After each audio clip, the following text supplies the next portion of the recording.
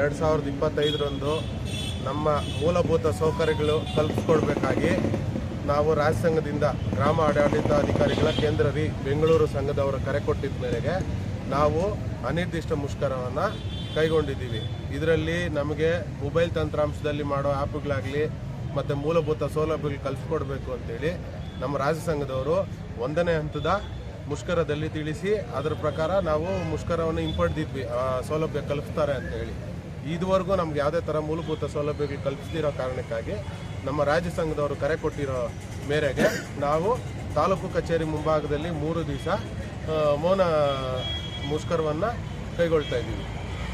ಏನೇನಿದೆ ಸರ್ ಬೇಡಿಕೆಗಳು? ನಮಗೆ ಒಂದು ಸುಸಜ್ಜಿತ ಕಚೇರಿ ಬೇಕು, ಕುರ್ಚಿ ಬೇಕು, ಲ್ಯಾಪ್ಟಾಪ್ ಬೇಕು, ಮತ್ತು ನಮಗೆ ಗ್ರಾಮ ಆಡಳಿತ ಅಧಿಕಾರಿಗಳಿಗೆ ರಿಸ್ಕ್ ಅಲಯನ್ಸ್ ಕೊಡಬೇಕು, ಮತ್ತು ಟ್ರಾವೆಲಿಂಗ್ ಅಲಯನ್ಸ್ ಬರಬೇಕು ಅಂತೇಳಿ.